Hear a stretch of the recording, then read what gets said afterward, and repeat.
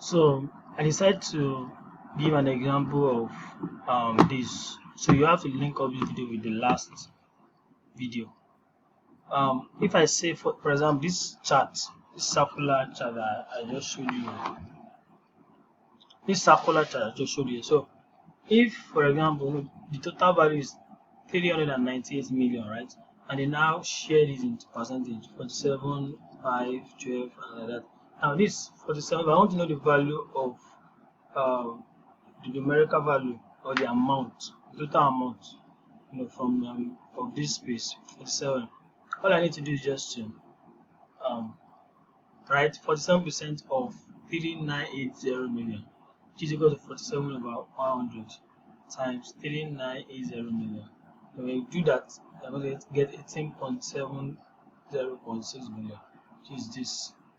Now, so the same way you do for that one, if it's 14%, so that means 14% of this, so you have 14 on top and working like that. If it's 2%, so I just decided to show you how to calculate the percentage.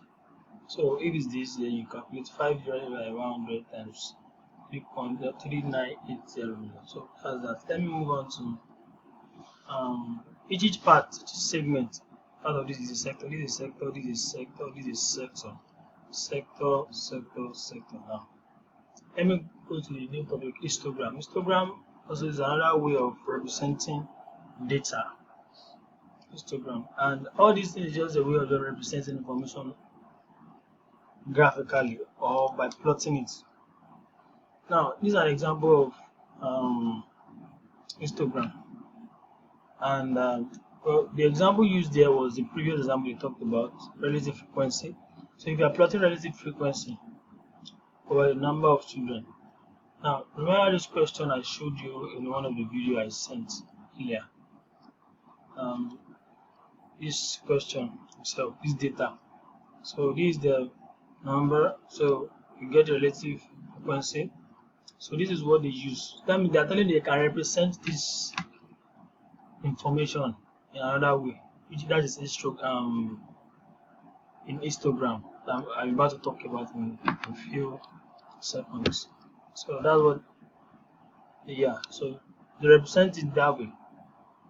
So let's say this is a plot. So the relative frequency here and the number of children here. So this is distribution. This has meaning. For example, this organ is used for identifying the general shape of distribution of data. Also evident are the center and degree of spread of distribution, as well as high frequency and low frequency interval. So now this table is just telling you this zero. It means that 0 students or 0 children has a relative has about, let me check, let's say 12 relative frequency now, and here one children has 20 relative frequency. What they did was that they just plot this table. See, 0 has 12, 1 has 20. So they just plot this table. So there's no difference. There's no what would I call it now? So they just plot this information using histogram. So and that's what is represented here. So 2 will be like 20, 27, 28 around there. 3 children we have 24. 4 children we have, let me check, let's say about 12, and 5 as, let's say 4. So it's just a way of representing data. There's no special thing to it. So you must be able to understand and interpret data. That's what this section is about. That's scatter plot. Now, when you're talking about graph, this is more useful. This is useful to describe a population characteristics of behavior. For example, if you have a univariate, that means we are looking at just one variable, one characteristic of the population. Let me read it out. All example used thus far as involve the data resulting from single characteristic of variable. So this type of data are referred to as univariate. That is the data observed for one variable.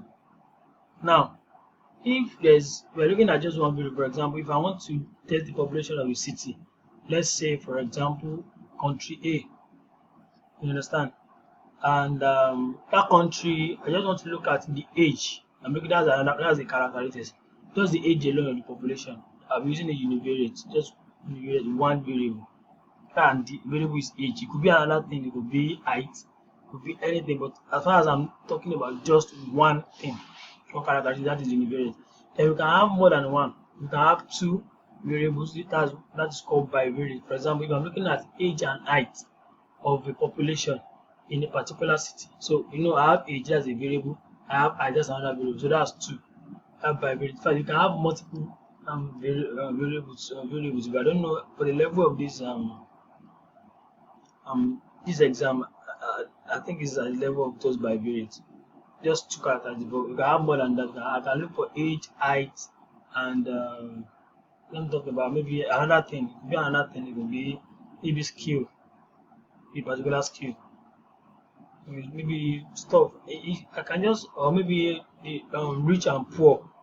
Either I can just look for the population and look for the behavior. It can be more than one, it can be two, it can be three, it can be four. But the purpose of this exam is just talking about if it's one, it's univariate, if it's two, it's bivariate. So that's what this is all about. So also this is also talking about, okay, to show relationship between two numerical values, the most useful type of graph is scatter plots. Okay, scatter plots. So that means there will be a plot. Scatter plot can just be like a plot on a graph. You have to plot it to give you information. You plot it. It can be a scattered one. And there is an example I will show you below. You just study the behavior of a scatter plot. Now, we also look for trend. Let's talk about time now. What has happened over time?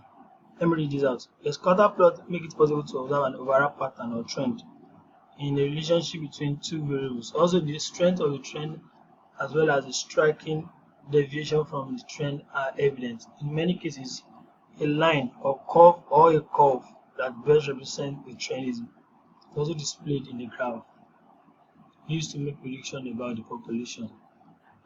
Let me just use this as an example. This graph is showing, this is a scatter plot. Okay, so this is a point, you plot this, you plot that, you plot that. Every point here is plotted. You understand? Now, this is the explanation. Here, fishing time and trending indices. Fishing time and trending indices for 50 bicycles in a race. Now, I told you about variation. We're looking at two things. We're looking at fishing time of a population, and looking at the training indices. Two things, comparing two things together, right? That should be in the league of bivariate, I agree. So we're looking at two things, the fishing time and the training indices. Two things, the relationship between the two things. That's, to me, is two characters. You're looking at two things. Now, for 50 bicycles. Now, if this is plotted, if you count this dot now, it should be 50. So let's just say these are the plotted this thing. These are plotted and they are scattered. Now, if you look at the trend without this line, you see that that's a decreasing trend. There's a line, and because not all the plots will be on this straight line. This is just a line of best fit, I guess. Yeah, the line of best fit. So it is looking like it's coming down. No, this is the trend. You see, they come together. This place come together like that, and so if you draw a line, trend comes down like that. So this is the trend line. You understand? And that's what we were talking about the other time. So if you look at this, you can just pick any place up. Now, if they ask you for, okay, fishing time, how long does it take for 10 training index or something, indices? So this is 10. You look through to the line of best fit or the trend line, and if you look up here, so if you look at the time, you just bounce back like this. That will be around 5.6. It's going to hit it. You're going to meet this at this place. So you drop back to this line. That gives you that. If you are supposed to look for that of 80 here, you trace it back around 3.7 hours, because the measurement too. This is measured in hours, and this is measured in units. So scatter plot. So if you plot everything, you can see a particular trend and prediction. This is a trend. And this is what we're talking about here, the trend, arrow pattern. Now, let me talk about some things here. Now, another prediction based on this trend line is that you can actually calculate um, the slope of this trend. Since we have it, thank God you are familiar with straight line. Here's straight line. For you to have a line like this, kind of best fit like this, that means that's the slope, and the slope is negative. It's coming down. That's what it is. If it's going up like this, it's positive, but it's coming like this, which is negative. Now, for me to confirm that to you, see, there's a note that the slope is negative. So estimate the slope. I gave you the formula of slope earlier. That's y2 minus y1 over x2 minus x1. And this is the same formula you use here. This is your, let me pick just 2 points here. So let me pick these points here that they put in this book. They pick these points and they pick these points, these 2 points, this the highest and the lowest point here. So according to these points, you understand, this is going to be 10. So I'm going to show you and prove to you that this is negative. Now look at the first point. This will be 100 on the x-axis and 3.2 on the y-axis. So that gives us the points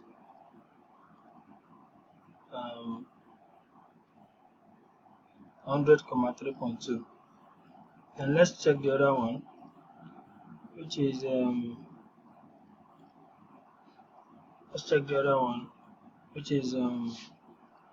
here, this point, the largest one. This is the smallest and the highest. This is the smallest, this is the highest. I know it's empty, so this will be like 2. The second is the first point. The first point is on x, that's 0, but on y, x is 0. On y, that's 5.8 estimated. So now that gives us the second point, 0, 5.8. Now, since x1 is 0, x2 is 100, y1 is 5.8, y2 is 3.2. Now you put that into this equation, and that's what they did here. If you solve that correctly, then you get this to be negative. So that's how to solve that. That's how to do that. Go about that. Let me move on to talking about time plots. Now, there's some research that it deals with time. Trend of time. So that's time plots. For example, for enrollment for college A from 2001 to 2009. So we're looking at it, how it moves, where it comes down. Now, these are the enrollment in thousands, and this is the year. For 2001, we have 100. 2002, we have 1005, and like that. If you plot it based on the data, they will give you data for you to plot. You get it. But even if they don't give you the data, if this is the interpretation, they can ask any question. I can tell you that in 2006, what was the number of enrollment? And this 2006, you trace it down to the graph, and there's a point, come down like this. That will be 2,500 enrollment.